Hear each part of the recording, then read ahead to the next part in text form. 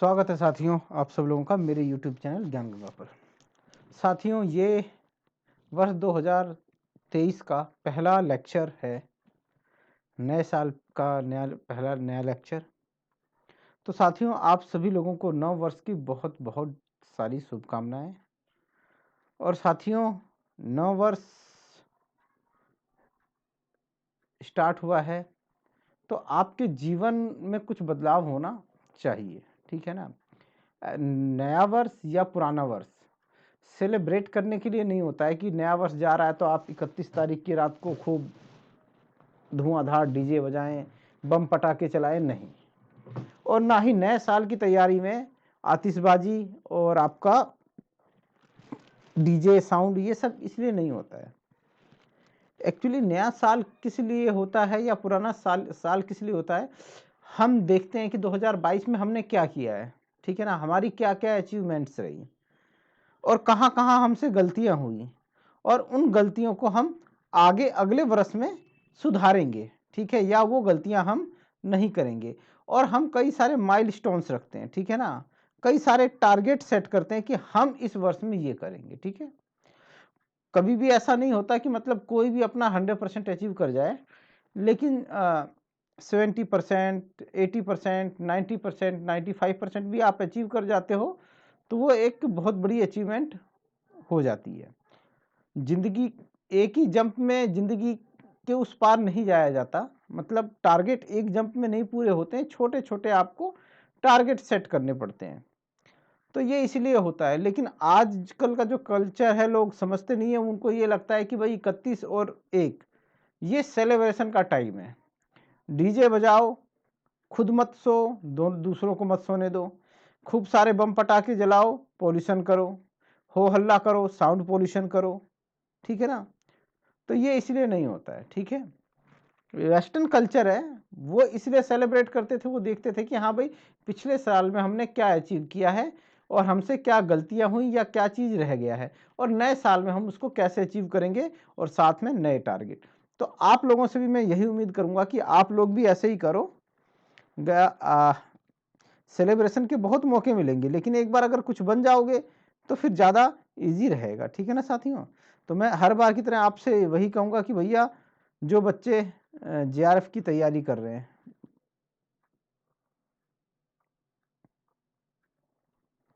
जो बच्चे नेट की तैयारी कर रहे हैं, जेआरएफ की तैयारी कर रहे हैं, पीजीटी की तैयारी कर रहे हैं, सेट की तैयारी कर रहे हैं,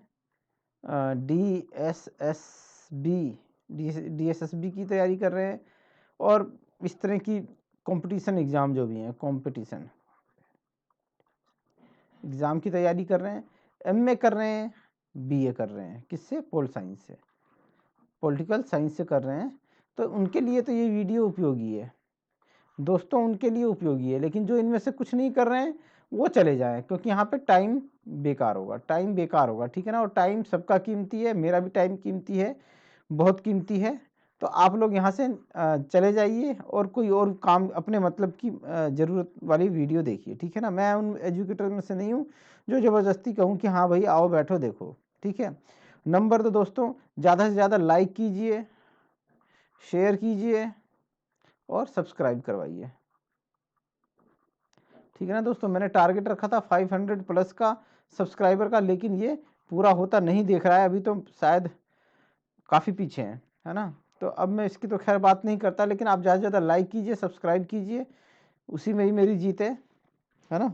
आप लोगों के लिए मैं ऐसे ही लेक्चर बनाता रहूँगा, कोशिश करता रहूँगा कि आपके लिए बढ़िया बढ़िया लेक्चर बनाऊँ, आपको किफ़ायती लेक्चर मिले और फ्री ऑफ कॉस्ट मिले।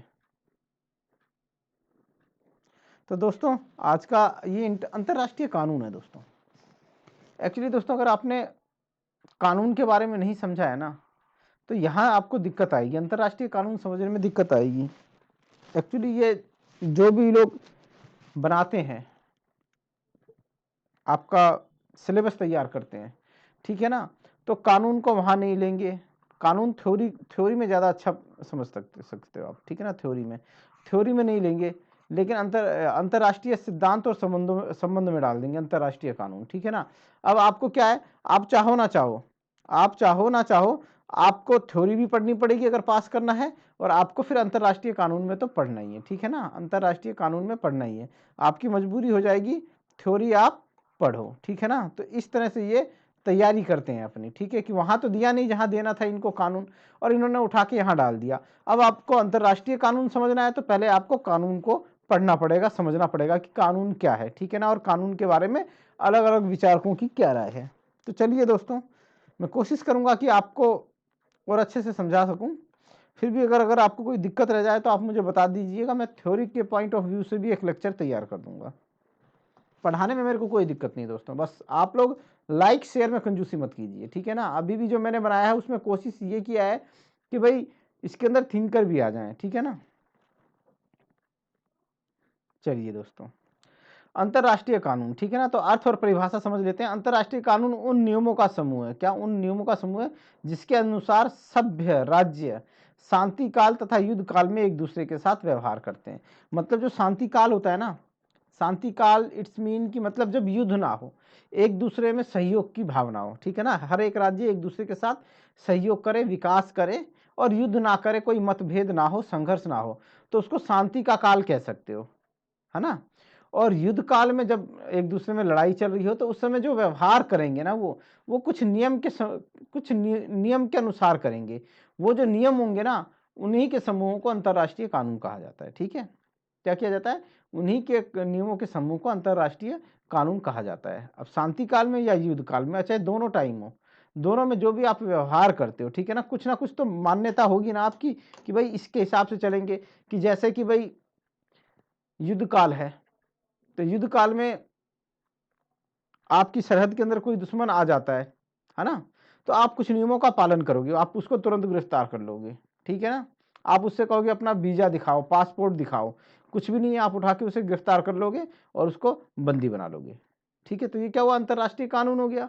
लेकिन अगर उसने वीजा भी दिखा दिया, आपको पासपोर्ट भी दिखा दिया, ठीक है ना, आपके देश का नहीं है, बाहर का है, लेकिन पासपोर्ट है, उसके पास वीजा है, तो आप क्या करोगे, उसे छोड़ दोगे, ठीक है ना, चाहे शांति काल हो चाहे युद्ध काल हो, उसके ऊपर कोई कार्रवाई नहीं कर सकते। क्यों, क्योंकि ये अंतर्राष्ट्रीय कानून है ना, ये अंतर्राष्ट्रीय कानून है। तो अंतर्राष्ट्रीय कानून उन नियमों का समूह है, मतलब इसमें कई सारे नियम है जिनके अनुसार एक सभ्य समाज, एक सभ्य राज्य शांति काल या युद्ध काल में क्या करता है, दूसरे राज्य के संग व्यवहार करता है। अब जैसे कि क्या बोलते हैं, हमने हिंदुस्तान पाकिस्तान युद्ध में हजारों की संख्या में इनके पकड़ लिए थे, पाकिस्तान के हमने पकड़ लिए थे कैदी, है ना, चाहते तो हम उन्हें मार सकते थे, लेकिन क्या था, अंतर्राष्ट्रीय कानून था, अंतर्राष्ट्रीय कानून था कि भाई ऐसे नहीं मार सकते हम उनको, ठीक है। और क्या है, हम सभ्य राज्य भी हैं, है ना, तो हमने क्या किया, उसके साथ जो व्यवहार किया वो व्यवहार जो था, वो का नियम जो थे वही क्या थे, अंतर्राष्ट्रीय कानून थे। अंतर्राष्ट्रीय कानून शब्द का प्रयोग सर्वप्रथम 1780 में जेरेमी बेंथम ने किया था। तो एक क्वेश्चन यहां बन रहा है कि अंतर्राष्ट्रीय कानून का, ठीक है ना, अंतर्राष्ट्रीय कानून का सर्वप्रथम प्रयोग किसने किया, सर्वप्रथम प्रयोग किसने किया। तो आप रखना, याद रखना, ये जेरेमी बेंथम है, ठीक है ना, कौन है, बेंथम। ये क्वेश्चन आ सकता है पीजीटी में भी और आपका नेट में भी, ये दोनों जगह इंपॉर्टेंट है, ये आप याद रखना कि अंतर्राष्ट्रीय शब्द का प्रथम प्रयोग बेंथम ने किया।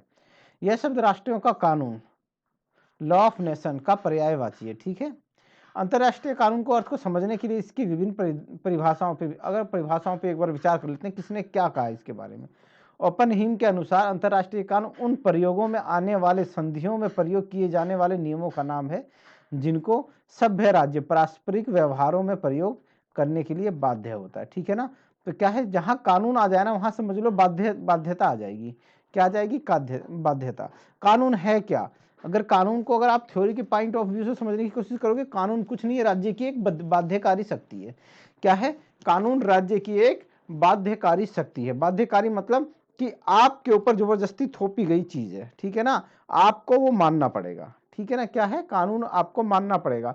अगर मान लो सपोज करो कि आप सड़क पे चलना चाहते हो, लेकिन कानून बना हुआ है कि आप अपनी लेफ्ट साइड में ही चलोगे, तो क्या है, ये बाध्यकारी है। नहीं मानोगे तो आपको क्या कर दिया जाएगा, दंड दे दिया जाएगा, आपके ऊपर जुर्माना लगाया जा सकता है, आपको कैद हो सकती है। तो क्या ये एक राज्य की बाध्यकारी शक्ति है, आपको बाध्य करेगी करने के लिए, नहीं करोगे दंड मिलेगा, ठीक है ना। तो क्या है, राज्य अंतरराष्ट्रीय कानून उन प्रयोग में आने वाले, मतलब आप इनको प्रयोग करेंगे, ठीक है ना, यूज करोगे, अपने व्यवहार में इनको प्रयोग में लाओगे, ठीक है, संधियों में प्रयोग करोगे। और क्या है, नियमों का नाम है जिनके अनुसार सभ्य राज्य पारस्परिक व्यवहारों में प्रयोग करने के लिए बाध्य होता है, मतलब राज्य भी इनको मानने के लिए बाध्य है। ह्यूज के अनुसार अंतरराष्ट्रीय कानून ऐसे सिद्धांतों का समूह है जिसको सभ्य राष्ट्र पारस्परिक व्यवहार में प्रयोग करना बाध्यकारी समझते हैं। यह कानून सर्वोच्चता संपन्न राज्यों की स्वीकृति पर निर्भर है, ठीक है। एक ये हेल्स कैल्सन है, राष्ट्रों की विधि अथवा अंतरराष्ट्रीय विधि की व्याख्या इस प्रकार से की जाती है कि वह नियमों और सिद्धांतों का एक संकलन है जिसके अनुसार कार्य का पारस्परिक व्यवहार में सभ्य राज्यों के लिए आवश्यक है। अब दोस्तों हमने ये इतनी सारी परिभाषाएं पढ़ी, इसमें देखो बाध्य, ठीक है, बाध्यकारी और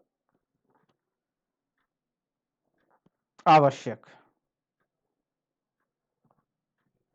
ठीक है, क्या है ये। और सिद्धांतों का समूह कह रहा है कोई कह रहा है अंतर नियमों, कोई नियम और सिद्धांत का एक संकलन कह रहा है, नहीं कह रहा है,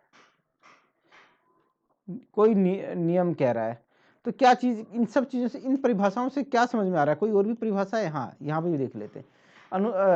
हेनरी मैन क्या कहते हैं, फिर हम इसका निष्कर्ष निकालेंगे कि भिन्न भिन्न तत्वों की एक जटिल योजना है, उसके अधिकारों तथा न्याय के साधारण सिद्धांत, ये इसने भी सिद्धांतों की बात की है। इन प्रयोगों का समान रूप से राज्यों के व्यक्ति तथा राज्य पारस्परिक व्यवहार में एक निश्चित कानूनों की संहिता है जो रीति रिवाजों विचारों का संकलन जिसका प्रयोग प्रयासी व्यवहार में राज्यों के बीच किया जाता है। संपूर्णानंद के अनुसार अंतरराष्ट्रीय विधान उन नियमों और प्रथाओं का समूह है। सभ्य राज्य एक दूसरे के साथ बर्ताव करते हैं, बर्ताव मतलब व्यवहार। तो क्या निकल के आ रहा है दोस्तों, एक तो ये क्या है, ये नियमों का क्या है, नियमों का समूह है, नियमों का, योजनाओं का, सिद्धांतों का, किसका, नियमों का, योजनाओं का, सिद्धांतों। तो क्या है दोस्तों, ये नियमों का, योजनाओं का, सिद्धांतों का समूह है, ठीक है। और क्या है, ये बाध्यकारी है ना, क्या है, बाध्यकारी है, मतलब इसका पालन करना अनिवार्य है, आवश्यक है, जरूरी है। क्या है, पालन करना, इनका पालन करना आवश्यक, बाध्यकारी और क्या है, अनिवार्य, ठीक है ना, अनिवार्य है। और हम इसका प्रयोग कहाँ करते हैं, व्यवहार में, आपसी व्यवहार में, ठीक है ना। जो देश हैं वो आपसी व्यवहार में, आपसी व्यवहार या वर्ताव में करते हैं, ठीक ना, वर्ताव में करते हैं। तो इन सब चीजों से निकल रही कि भाई ये क्या है, ये ऐसे नियमों, योजनाओं, सिद्धांतों का, रीति रिवाजों का, संहिताओं का क्या है, एक समूह है ना, जिसका पालन करना प्रत्येक राज्य के लिए आवश्यक है, अनिवार्य है या बाध्यकारी है, ठीक है। और इसका प्रयोग हम कहाँ करते हैं, अपने आपसी व्यवहारों में करते हैं, चाहे हम एक दूसरे से दोस्ती करें, चाहे दुश्मनी करें, चाहे एक दूसरे के संग व्यापार करें, चाहे हम जो भी करें, उसमें हम इनका प्रयोग करेंगे, ठीक है। चलिए दोस्तों, हमने समझ लिया कि आपका अंतरराष्ट्रीय कानून क्या है। अब इन परिभाषाओं से क्या बात निकल के आ रही है, एक बार वो देख लेते हैं। वैसे मैंने आपको मोटी मोटा बताई है, लेकिन आप समझिए, अंतरराष्ट्रीय कानून राज्यों के पारस्परिक व्यवहार का नियमन करते हैं, मतलब ये कानून क्या करेंगे, जो आपके व्यवहार है ना, उसको नियमित करेंगे, ठीक है ना, उसको निश्चित करेंगे कि भाई आपको एक दूसरे राष्ट्रों के संग कैसा व्यवहार करना है, ठीक है। दूसरा, ये कानून सिद्धांत व नियमों का समूह है। तो ये क्या है, सिद्धांतों का समूह है, नियमों का समूह है, विधियों का समूह है, ठीक है ना, ये भी लिख सकते हो, विधियों का समूह, ठीक है। तो क्या है, नियमों, कानूनों, सिद्धांतों का ये क्या है, समूह है। ये राज्यों अथवा सामान्य अंतर्राष्ट्रीय समाज द्वारा स्वीकृत होते हैं। मतलब ये जितने भी राज्य हैं, ठीक है, और अंतर्राष्ट्रीय समाज है, इसको क्या देता है, मान्यता देता है, ठीक है, स्वीकृति दे देता है कि हाँ भैया ये ठीक है, हम इसे मानने के लिए तैयार हैं। इसका स्रोत क्या है, तो इसका स्रोत परंपराएं हैं, प्रथाएं हैं, जो न्यायालय के निर्णय हैं, ठीक है ना, न्यायालय के क्या है, निर्णय हैं।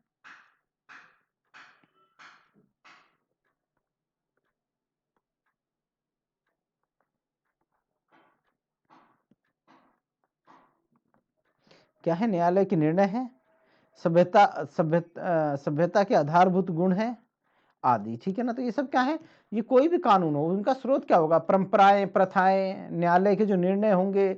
और यूएनओ में अगर कोई कानून बन जाता है तो वहां से ये सब निकल के आते हैं। तो इनका स्रोत यही सारी चीजें हैं।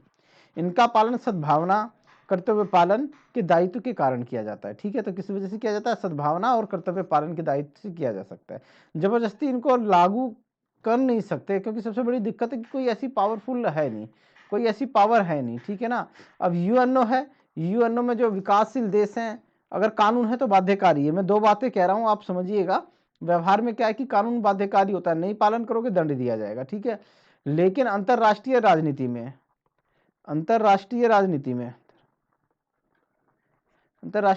में कोई सुप्रीम पावर नहीं है, यूएनओ है।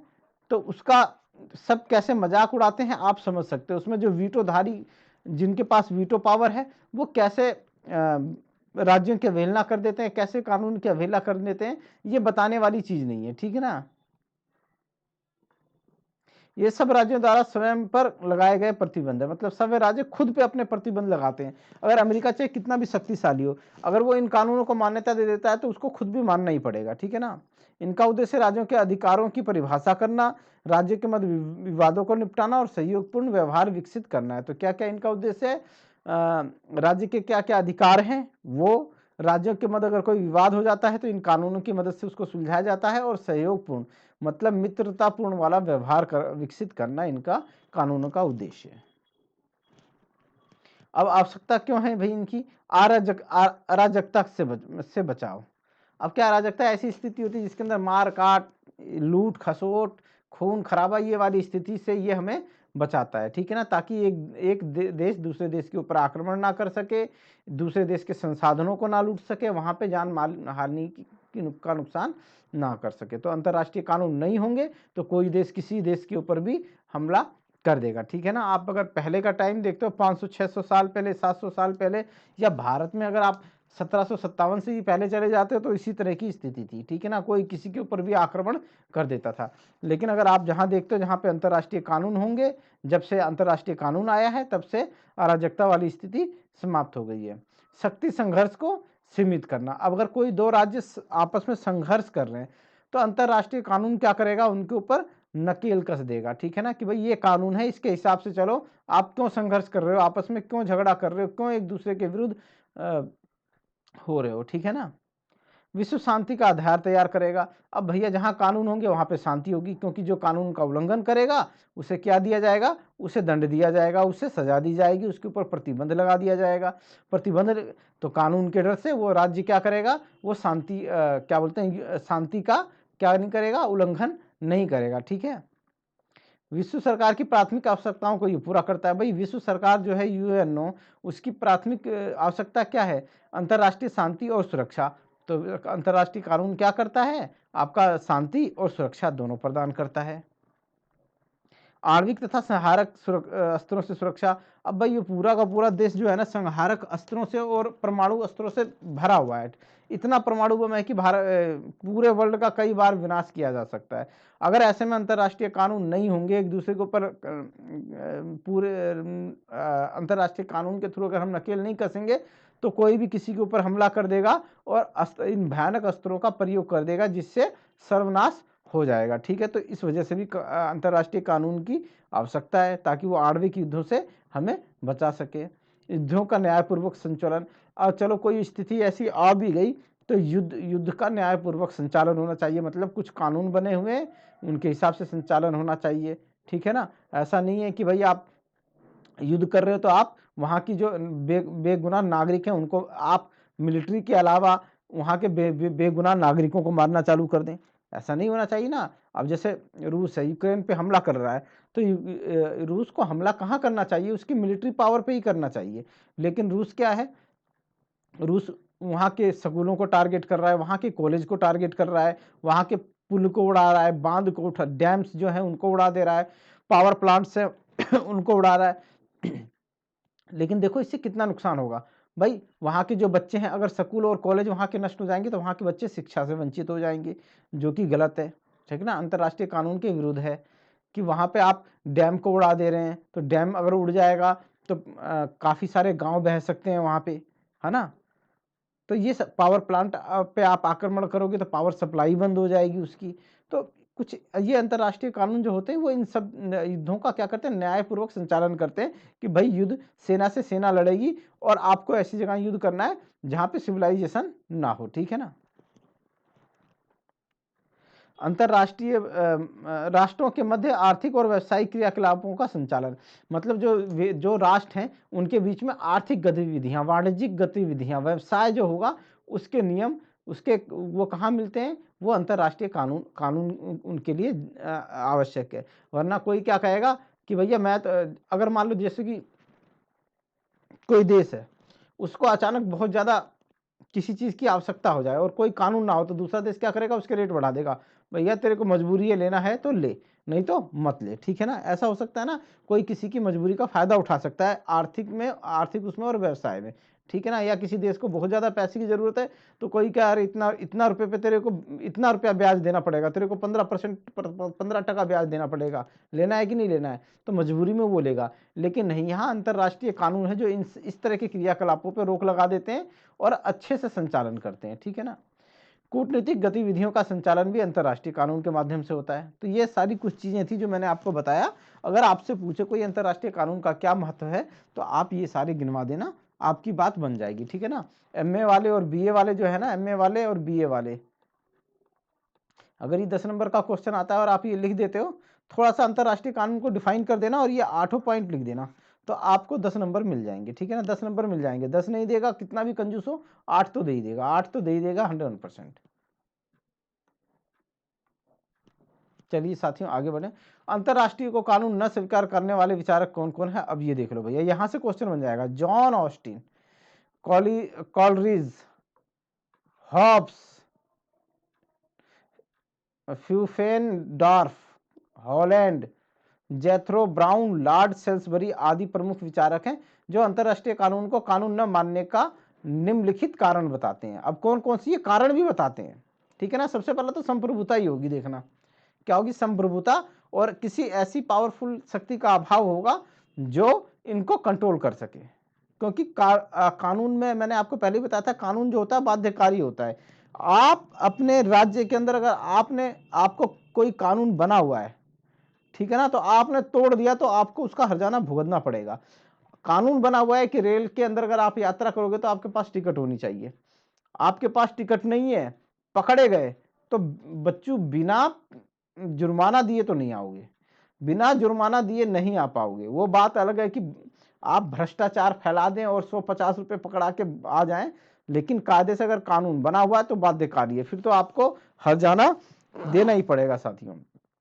तो ये क्या है, क्योंकि बाध्यकारी है, आपको बाध्य कर देगा कि आपको ये बात माननी पड़ेगी, नहीं मानोगे आपको दंड निश्चित होगा। चलो पढ़ते हैं दोस्तों। तो ये नाम याद रख लेगा, जॉन ऑस्टिन और ये हॉब्स, कम से कम ये नाम तो जरूर याद रखना। जॉन ऑस्टिन, क्या, जॉन ऑस्टिन और हॉब्स, इन दोनों को कम से कम जरूर याद रखना, ठीक है ना। ये इन दोनों को जरूर याद रखना, जो क्या करते हैं, अंतरराष्ट्रीय कानून में विश्वास नहीं रखते हैं। और क्यों नहीं रखते हैं, बाध्यकारी शक्ति का अभाव, मतलब कोई ऐसी पावरफुल ताकत ही नहीं है जो बाध्य, मतलब इनके ऊपर जबरदस्ती थोप सके कि भाई तुम मानो, है ना। तिब्बत है, सॉरी चीन है, चीन ने जबरदस्ती हमारा तिब्बत हड़प रखा है कि नहीं हड़प रखा है ना। अंतरराष्ट्रीय कानून क्या कहता है कि भाई आप किसी के क्षेत्रीय अखंडता का वो नहीं करोगे, लेकिन हड़प रखा है हमारा हिस्सा, क्यों, क्योंकि कोई बाध्यकारी शक्ति नहीं है, ठीक है। हमारे कश्मीर का एक बहुत बड़ा हिस्सा इसने पाकिस्तान ने हड़प रखा है कि नहीं रखा है, लेकिन किसी बाध्यकारी शक्ति का अभाव, किसी बाध्यकारी से कोई बाध्यकारी शक्ति है ही नहीं है कि जो इनका कानूनों का पालन करवा सके। ठीक है, रूस, चीन और अमेरिका जैसे ये शक्तिशाली देश नहीं करते हैं पालन। जब इनको फायदा होता है तो मानते हैं अंतर्राष्ट्रीय कानून, नहीं तो भाड़ में जाए, नहीं तो भाड़ में जाए। चीन आपका क्या बोलते हैं, चीन सागर को जबरदस्ती हथियाना चाहता है, और अगर उसने चीन सागर में कब्जा कर लिया तो बहुत दिक्कत हो जाएगी, वो सभी देशों को तंग करेगा, परेशान करेगा। तो क्या है, किसी बाध्यकारी शक्ति का अभाव है। कानून संप्रभु के आदेश होते हैं। भैया संप्रभुता वाला जिन बच्चों ने लेसन नहीं देखा है वो जाके अच्छे से देख लो, पढ़ लो, समझ लो, क्योंकि संप्रभुता बार बार आएगा, हर जगह आएगा। आप चाहे कितना जिस मर्जी में कोशिश कर लो, चाहे आप थ्योरी पढ़ो, चाहे आप क्या बोलते हैं इंडियन कॉन्स्टिट्यूशन पढ़ो, चाहे आप कंपैरेटिव पॉलिटिक्स पढ़ो, चाहे इंटरनेशनल पढ़ो, हर जगह संप्रभु शब्द यूज होगा। तो संप्रभु शब्द का पता होना चाहिए। संप्रभु एक निश्चित विशिष्ट मानव जो किसी अन्य के आदेशों का पालन करने का आदी ना हो। एक निश्चित विशिष्ट मानव या मानव का समूह जो किसी अन्य, अपने जैसे अन्य का आदेश मानने का आदी ना हो, है ना, तो वो क्या कहलाएगा आदमी, वो संप्रभु कहलाएगा। और वो समाज क्या कहलाएगा, एक राजनीतिक समाज कहलाएगा, है ना। तो संप्रभु जो होगा वो किसी का आदेश नहीं मानता। और यहां पे संप्रभु है क्या कोई अंतरराष्ट्रीय राजनीति में, अंतरराष्ट्रीय राजनीति में कोई संप्रभु है? तो आपका जवाब है नहीं भैया, कोई भी नहीं है ना। क्या है, कोई भी नहीं है, कोई भी नहीं है। तो जब संप्रभु ही नहीं है तो फिर कानून किस चीज का, कानून कैसा, है ना। क्योंकि संप्रभु जो होता है, संप्रभु का जो आदेश होता है वो निश्चित होता है और वो बाध्यकारी होता है, वो मानना पड़ेगा। नहीं मानोगे, भारत के अंदर, एक मिनट जरा मैं देखूं क्या बात हो गई, क्या गिरा गिरा।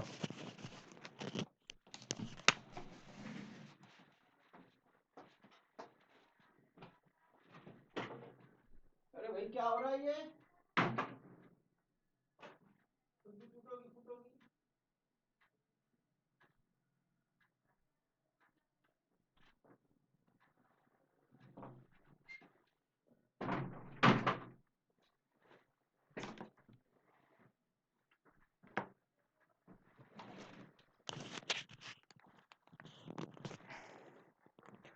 है ना।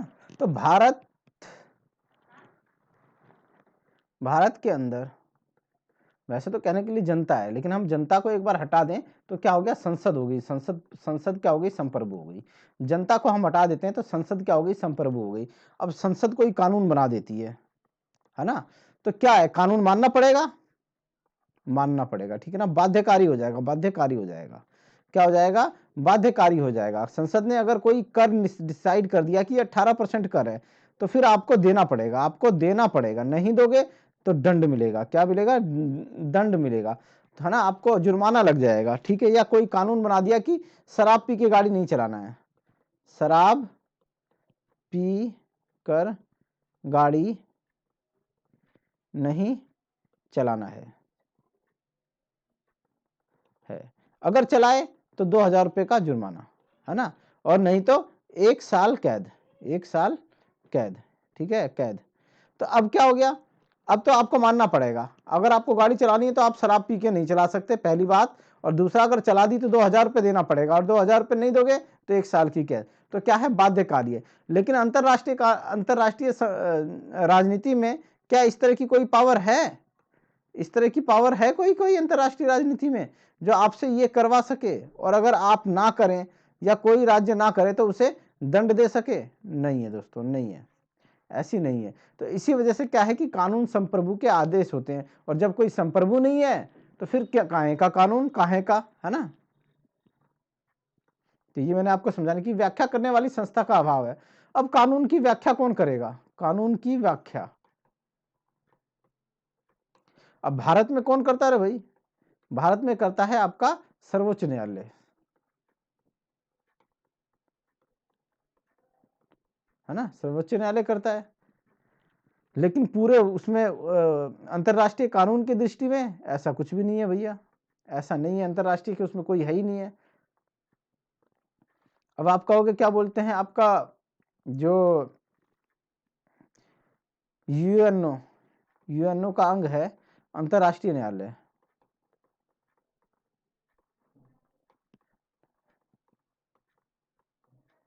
अंतरराष्ट्रीय न्यायालय है। अगर इसके पास कोई विवाद आता है और ये व्याख्या कर भी देता है और फैसला सुना भी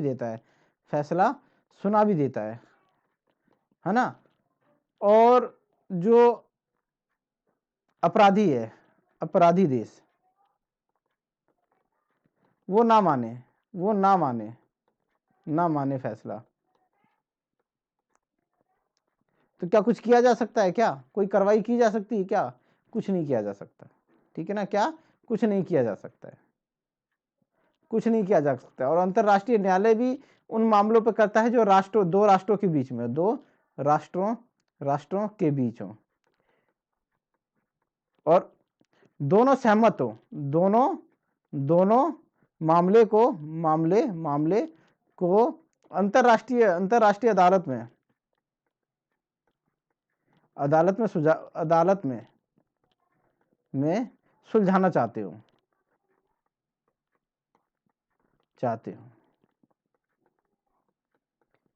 ठीक है ना। अगर दोनों राष्ट्रों में से एक राष्ट्र ये है और एक राष्ट्र ये है, ये मना कर दे, अरे मैं नहीं जा रहा अंतरराष्ट्रीय न्यायालय, जा तुझे जाना है जा, चला जा, तो फिर नहीं होगा भैया, दो पक्ष होने चाहिए। अभी भारत में क्या है, भारत में मैंने कानून का उल्लंघन कर दिया और आप चले गए न्यायालय के अंदर में, है ना, तो अगले रोज मेरे पास पुलिस आ जाएगी और मेरे हाथों में क्या कर देगी,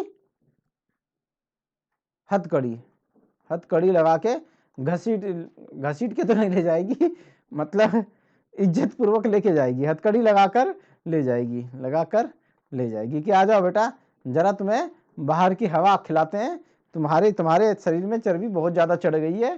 तो ये चीजें हैं दोस्तों, ठीक है ना। तो व्याख्या करने वाली किसी संस्था का क्या है, यहाँ अभाव है, अंतरराष्ट्रीय कार्यपालिका का अभाव है। अब अंतरराष्ट्रीय कार्यपालिका भी नहीं, जैसे भारत जिसे किसी संसद के अंदर में कार्यपालिका होती है, कार्य करती है, वैसी कार्यपालिका भी नहीं है, संहिताओं का अभाव है, ठीक है ना। तो ऐसी संहिताओं का अभाव है, तो इस वजह से ये लोग क्या कहते हैं कि ये क्या है, ये एक प्रकार अंतरराष्ट्रीय कानून जैसी कोई चीज नहीं है, ये कानून नहीं मानते इसको।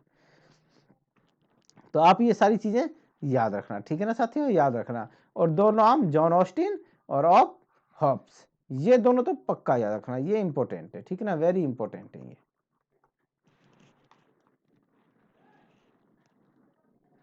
अब ना मानने वाले होंगे, कुछ मानने वाले भी होंगे, जैसे हेनरी मैन, लॉर्ड रसेल, इन्होंने अभी डेफिनेशन हमने इनकी की थी, ब्रियल, स्टार्क, ओपनहीम आदि विधि शास्त्री ने अंतरराष्ट्रीय कानून को एक वास्तविकता माना है। अंतरराष्ट्रीय कानून को कानून ना मानने वाले तर्कों का खंडन निम्नलिखित आधार पर ये करते हैं, अंतरराष्ट्रीय कानून नैतिकता से भिन्न है, ठीक है ना। तो क्या ही नैतिकता से भिन्न है, अंतरराष्ट्रीय कानून की अवहेलना का अर्थ कानून के अस्तित्व का अभाव नहीं है। अगर मान लो कोई कानून की अवहेलना कर देता है तो इसका मतलब ये थोड़ा है कि वो कानून है ही नहीं है। अगर मान लो राज्य ने कानून बनाया है कि भाई बिना टिकट के रेल में यात्रा करना कानूनन अपराध है, अगर आप करते हैं तो आपको क्या बोलते हैं, या तो 1000 रुपए का जुर्माना प्लस में 1 साल की कैद होगी, ये कानून है। लेकिन आप रेल में चढ़े और आपको किसी ने आपकी चेकिंग नहीं की, आप नहीं पकड़े गए, तो इसका मतलब ये थोड़ा ना कि कानून नाम की कोई चीज ही नहीं है। कानून है, ठीक है, आप बच गए, या आपने अवहेलना कर दी, कानून का पालन नहीं किया, बच गए, या जो भी है, या आपको उसने पकड़ा और छोड़ दिया कि भैया जाने दे यार, आगे से टिकट लेके चलना, छोड़ दिया, ठीक है, तो आपने कानून की अवहेलना तो की, लेकिन इसका मतलब ये नहीं कि कानून नहीं है, आपको दंड नहीं मिला, आप बच गए, या कानून का उल्लंघन भी हुआ यहाँ पे, तो इसका मतलब ये नहीं कि कानून का अस्तित्व नहीं है या कानून है ही नहीं है, ऐसा कुछ नहीं है। अब सभ्य राष्ट्रों ने अंतरराष्ट्रीय कानून को मान्यता दी है। अब जो भी अंतरराष्ट्रीय कानून बना है, इसको हम राज्यों ने मिलके ही तो इसको क्या किया, सहमति दी है ना, यूएनओ के अंदर, महासभा के अंदर, और भी ऐसी जो जगह है, कोई संधि सम्मेलन हुआ है, तो हमने वहां पे कानूनों का निर्माण किया, तो हमने इसको क्या किया, हमने उनको मान्यता दी, हाँ ठीक है भैया, एक आप अगर किसी देश से व्यापार करना चाहते हैं तो आपको ये करना पड़ेगा, वो करना पड़ेगा। अगर कोई अगर ऐसा करता है तो उसके लिए ये कानून रहेगा। तो ये सारी क्या है कि हमने कहीं ना कहीं खुद ही मान्यता दी है, हमने मान्यता की है। अब अंतर्राष्ट्रीय कानून निर्माती जो है यूएनओ है ना, इसके लिए यूएनओ है, वो इस पर कार्य करते हैं, चर्चा करते हैं। इसके अलावा कई सारे एनजीओ हैं, वो काम करते हैं। उसके अलावा बहुत सारे क्या बोलते हैं, आपका अंतर्राष्ट्रीय इंटरनेशनल कोर्ट जो है, वहाँ पे जो फैसले लिए जाते हैं, फैसले वो भी इसका आधार बन जाते हैं अंतर्राष्ट्रीय कानून का। ठीक है, इसके अलावा बहुत सारे जो विद्वान हैं, विश्लेषक वो भी काम करते हैं। तो ठीक है, ये निर्माती संस्था है, ऐसा नहीं कि संस्था का अभाव है, नहीं। और अंतर्राष्ट्रीय न्यायालय का निर्णय क्या होता है, कानून। अंतर्राष्ट्रीय न्यायालय जो होता है ना, वो जो भी निर्णय देता है वो कानून के आधार पर देता है। ठीक है ना, वो क्या देता है, कानून के आधार पर देता है। ऐसे नहीं दे देता है अपनी मर्जी से, उसको किसी की शकल पसंद आ गई, किसी की शकल बेकार लगी तो पक्ष विपक्ष में निर्णय दे दिया, नहीं। जो कानून बने हुए हैं उन्हीं के आधार पर वो न्याय करता है। अंतर्राष्ट्रीय कानून की कमजोरियां क्या क्या हैं? कानून निर्माण करने वाली संस्था का अभाव है। ठीक है, कार्यपालिका संबंधी कमजोरियां हैं, क्योंकि अगर कानून बन भी गया तो उसको लागू भी तो करना है, तो उसको लागू करना है। ठीक है, तो अगर आप इंटरनेशनल लेवल पे देखें, महासभा ने कोई कानून बना दिया तो क्या होगा, सुरक्षा परिषद को लागू भी तो करना पड़ेगा, उसको लागू करना पड़ेगा ना। तो ये भी जरूरी है भैया। कार्यपालिका संबंधी कमजोरियां हैं, हित टकराते हैं यहाँ। तो इंटरनेशनल, जब अंतर्राष्ट्रीय राजनीति में आप जाते हो तो एक दूसरे के राष्ट्रों के हित टकराते हैं। जब हित टकराते हैं तो काम हो जाता है बेकार। न्यायपालिका संबंधी दोष है, राज्य की संप्रभुताएं और अतिवादी राष्ट्रीयता। अब जब संप्रभुता जो होती है ना, संप्रभुता, तो ये क्या करती है, ये अंतर्राष्ट्रीय कानून के निर्माण में कमजोरी है। ठीक है ना, ये कानून निर्माण में कमजोरी है। अगर आज ये कानून बना दिया जाए कि क्या बोलते हैं, कि अगर कोई देश है, किसी देश से कोई बीमारी अन्य देश में फैलती है, तो जिस देश ने फैलाया है, देश, या इसको ये एग्जाम्पल मत लो, छोड़ो, इससे भी अच्छा एग्जाम्पल लेते हैं कि जैसे भाई परमाणु अस्त्र है, परमाणु शस्त्र, अगर इसका दुरुपयोग होता है तो जिस देश का अस्त्र था उस पर जुर्माना लगेगा,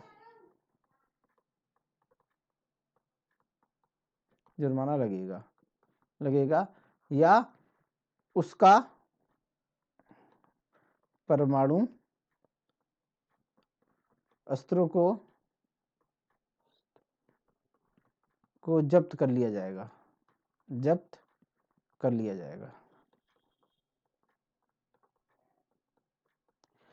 कि मतलब कहना कि जैसे पाकिस्तान है, पाकिस्तान के परमाणु अस्त्रों का दुरुपयोग हो, मतलब कि वहां का कोई आतंकवादी संगठन या आतंकवादी उस परमाणु अस्त्र को यूज कर ले और किसी दूसरे देश में क्या कर दें, हमला कर दें और वहां का नुकसान कर दें, है ना।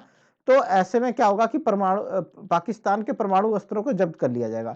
तो पाकिस्तान इसको सहमति देगा? नहीं देगा। क्या देगा? नहीं देगा भैया सहमति। कहेगा यार परमाणु अस्त्र है, जब तक परमाणु है तब तक भारत से सुरक्षा है मेरी। क्या है? भारत से सुरक्षा है ना। क्या है? भारत से सुरक्षा है मेरी। तो वो क्या परमाणु अस्त्र को देगा? नहीं। पर सहमति देगा इस कानून को? नहीं देगा दोस्तों। निशस्त्रीकरण का जो प्रावधान चलता है, निशस्त्रीकरण की, भाई अपने सारे अस्त्र शस्त्र खत्म कर दो, समुद्र में फेंक दो।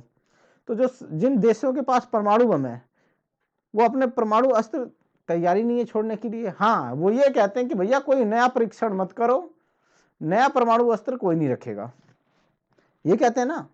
तो कहीं ना कहीं क्या है कि उनकी राष्ट्र की सुरक्षा को वो उसका बलिदान नहीं करना चाहते। उनको ऐसा लगता है परमाणु अस्त्र हमारे पास है तो हम सुरक्षित हैं विश्व के अंदर।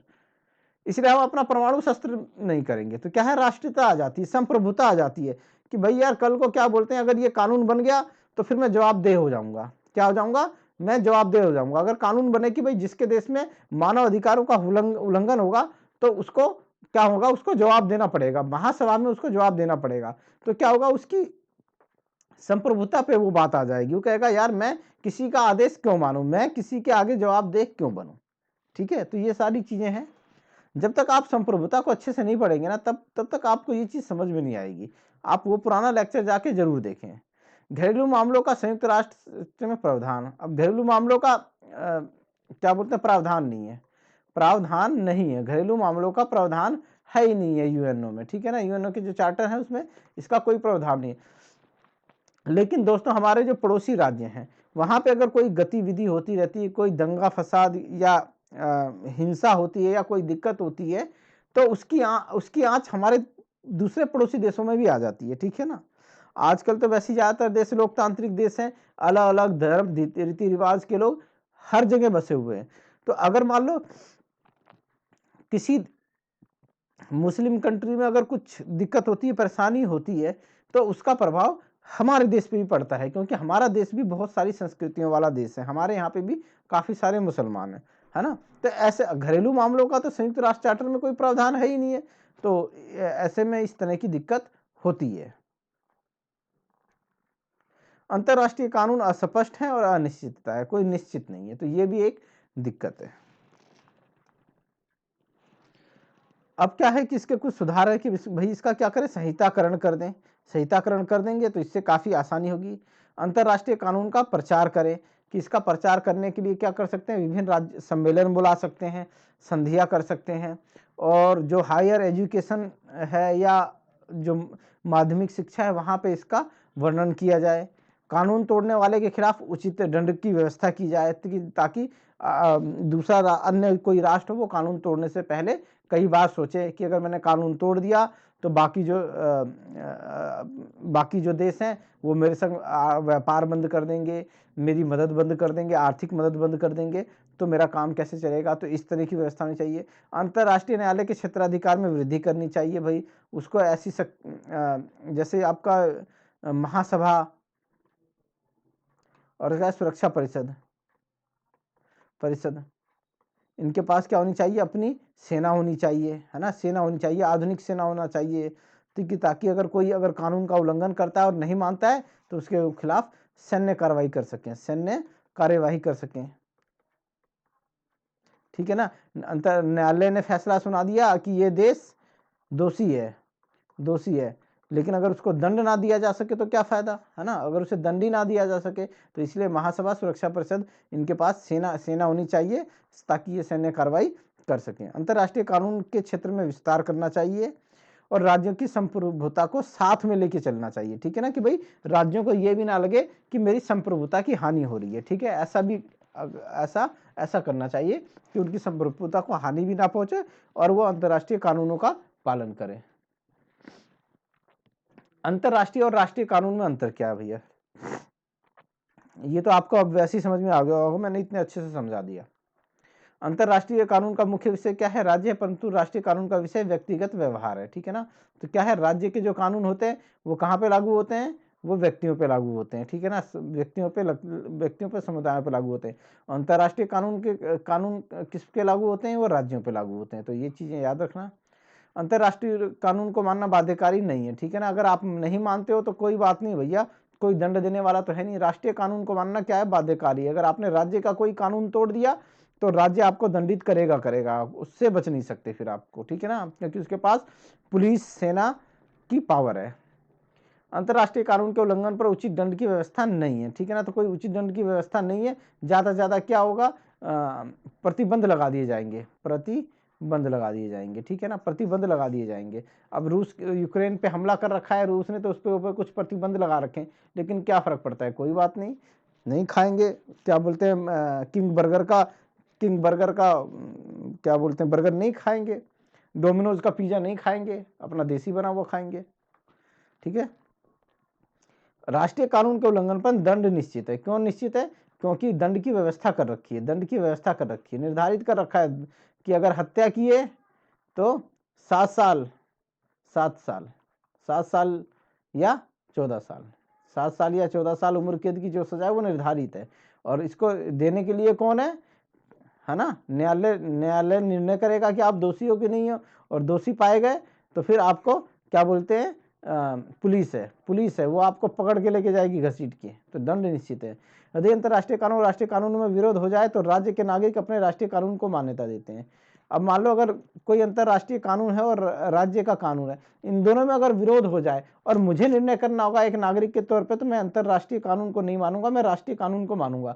राष्ट्रीय अंतर्राष्ट्रीय भाड़ में जाए, कौन है कौन, मैं नहीं जानता कौन यूएनओ है, कौन महासभा है, कौन आ रहा है। हम तो अपने राज्य को जानते हैं, अपने राष्ट्र को जानते हैं, हम अपने राष्ट्र का कानून मानेंगे। ठीक है, राष्ट्रीय कानून के पीछे पुलिस, न्यायालय आदि की शक्ति होती है, परंतु अंतर्राष्ट्रीय के पीछे ठेंगा कुछ भी नहीं है।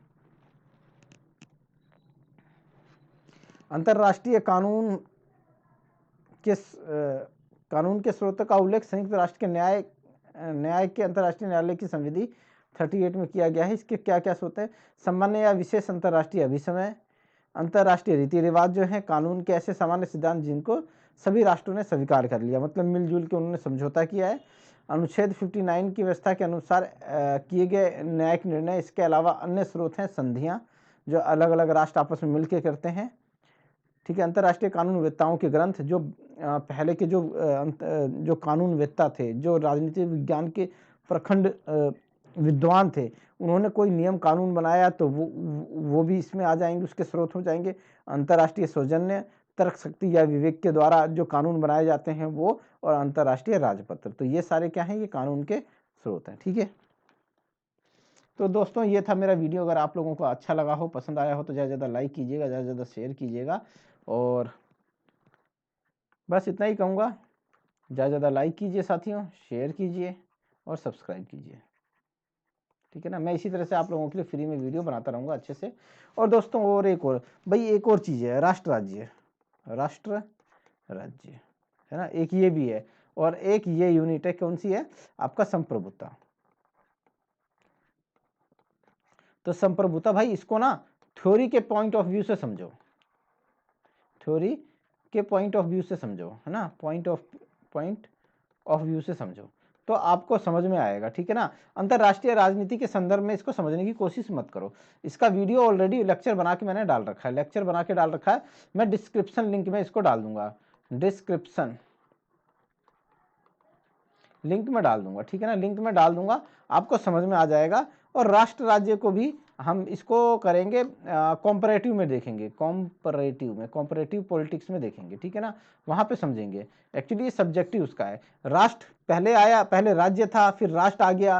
राष्ट्र एक आधुनिक अवधारणा है। ठीक है ना, राज्य के आवश्यक 4 अंग हैं। राष्ट्र फिर कहाँ है, तो ये क्या, ये तुलना हो रही है, राष्ट्र की राज्यों से तुलना हो रही है। ठीक है, राष्ट्र की राज्य से तुलना हो रही है।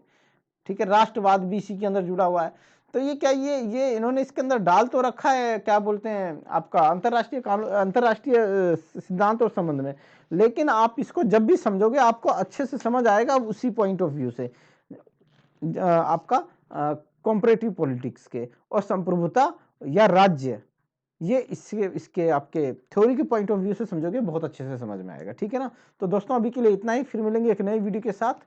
जय हिंद, और आपको नव वर्ष की बहुत बहुत शुभकामनाएं। 2023 बहुत महत्वपूर्ण होने वाला है। इस बार नेट के एग्जाम 3 बार होंगे। क्या होंगे, 1, 2, 3 बार होंगे। तो आप जो 2, 4, 5 नंबरों से रह जाते थे, या 2, 4 क्वेश्चनों से रह जाते थे, वो इस बार पक्का 100% अगर कहीं ना कहीं जरूर निकालेंगे, वो जरूर निकालेंगे, उनका नेट 100% होगा। और थोड़ी सी मेहनत कर दोगे तो 100% कोई रोक ही नहीं सकता है आप लोगों को। 3 बार हो रहा है, बाकी सालों में 1 बार हो रहा था, इस बार 3 बार हो रहा है, इस बार 3 होगा। ठीक है ना, 3 बार होगा, देखना 100%। जनवरी मार्च में होगा, फिर उसके बाद जून जुलाई में होगा, और फिर दिसंबर में 1 बार और होगा। तो दोस्तों आप अपनी कमर कस लीजिए, अपना माइलस्टोन सेट कीजिए, अपना टारगेट सेट कीजिए कि हाँ भाई मुझे इस बार जेआरएफ या नेट जेआरएफ चाहिए ही चाहिए। ठीक है ना, ओके दोस्तों, मिलते हैं अगले नए वीडियो पे, बाय बाय।